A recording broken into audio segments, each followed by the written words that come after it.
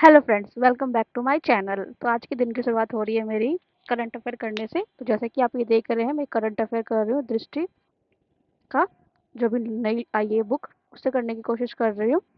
तो जैसे कि मैंने ये बिल्कुल लिख लिया ऊपर में, ताकि मुझे लास्ट टाइम में रिवीजन करने के लिए मैं ऊपर ऊपर हाईलाइटेड पॉइंट पढ़ लूँ और लास्ट टाइम में मुझे बस ये याद। तो इसको ख़त्म करने के बाद मैंने आज इसको पूरा, आज राष्ट्रीय का मैंने आधा पार्ट पढ़ा है।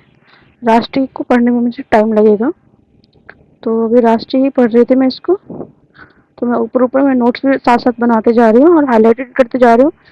लास्ट टाइम में मुझे सिर्फ हाईलाइटेड पॉइंट पढ़ने और पूरे इसको मुझे नहीं पढ़ना पड़ेगा, ताकि मुझे लास्ट टाइम में बिल्कुल ईजी हो जाए।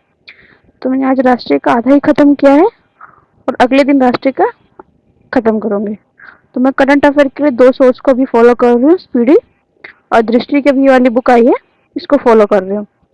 तो इसको ख़त्म करने के बाद मैं सोच रही हूँ, इसको ख़त्म करने के बाद मैं सोच रही हूँ कि आज अपना स्पीडी का भी 1 घंटा पढ़ लूँगी। स्पीडी में भी मेरा मान लो कि 1/4 पार्ट हुआ है स्पीडी का, और अभी 3/4 पार्ट अभी रह गया स्पीडी के लिए भी। तो स्पीडी को भी हमें जल्दी से जल्दी अपना ख़त्म करना पड़ेगा, क्योंकि फुल लेंथ टेस्ट आ रहे हैं अभी। तो फुल लेंथ टेस्ट लगाने के लिए अभी आपको का पूरा सीए कवर होना चाहिए, तभी आपके मार्क्स का कवर बन पाएंगे। तो उसके लिए फिर मैं अपना भी स्पीडी भी ख़त्म करने की सोच रही हूँ इस मंथ में। और दृष्टि को भी मैं उसको एक बार मेरे मतलब कम से कम मेरे 2 रिवीजन दृष्टि के भी हो जाए, तभी हमारा ऑक्यूरेट हो पाएगा क्वेश्चन।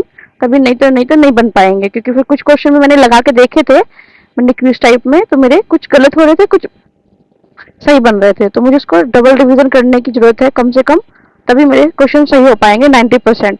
और फिर उसके 3-4 रिवीजन लगाएंगे, तब जाके हमारे 95 वो क्वेश्चन ठीक हो पाएंगे सीए में। तो सीए को कंप्लीट करने के लिए मुझे ज़्यादा टाइम लग रहा है, क्योंकि 30 मार्क्स का आता है और ये न्यू होता है बिल्कुल हर बार। तो हर बार आपको न्यू करने के लिए इसमें आपको ज़्यादा टाइम देना पड़ता है। तो और अलग अलग सोर्सेस को भी फॉलो करने पड़ते हैं। तो फिर इसको ख़त्म करने के बाद आज मैं अपना जो खान सर का जो विजेता बैच है, उसका जो पीडीएफ मिली थी, उसमें से एस्ट्रोनॉमी कर रहे थे। तो एस्ट्रोनॉमी करने में मुझे भी टाइम लगेगा, क्योंकि इसके मैंने नोट्स तो बना लिए हैं, और जो सर ने पढ़ाया था साथ साथ, जो उन्होंने माइंड मैप पढ़ाया था, वो नोट्स मैंने साथ साथ बनाती गई थी। और लास्ट टाइम में जैसे कि आप ये देख रहे हैं कि मैंने बना लिया है।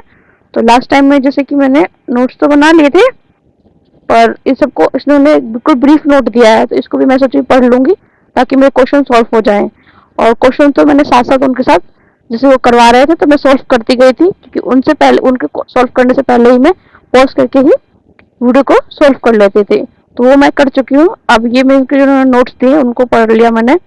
तो अभी मैंने सिर्फ इसका आधा ही पार्ट पढ़ा था। ये जो आप देख रहे हैं इसका अगला पार्ट है, तो इसको हम अब कल करने की कोशिश करेंगे। आज तो सिर्फ मेरा इतना ही हो पाया था, जो ज़्यादातर हमारा ब्रह्मांड से रिलेटेड है। और उसमें अगले पार्ट में हम पृथ्वी का कुछ है पार्ट है, पृथ्वी से सबसे कुछ रिलेटेड, तो उसको अगली बार में करेंगे। जैसे कि कल नेक्स्ट डे है, तो मैं उसको करने की कोशिश कर सोच रही थी। तो इसको करने में मुझे बहुत टाइम लग गया था। इसके बाद मैंने विजेता बैच का एक क्लास देखा था, उसमें मुझे 2 से 3 घंटे लग जाते हैं, क्योंकि कम से कम हमारी 2.5 घंटे क्लास होती है। उसमें से सर क्वेश्चन सॉल्व करवाते हैं, तो क्वेश्चन सॉल्व करने में भी मुझे टाइम लगता है, क्योंकि मैं वीडियो पॉज कर करके क्वेश्चन सॉल्व करती हूँ।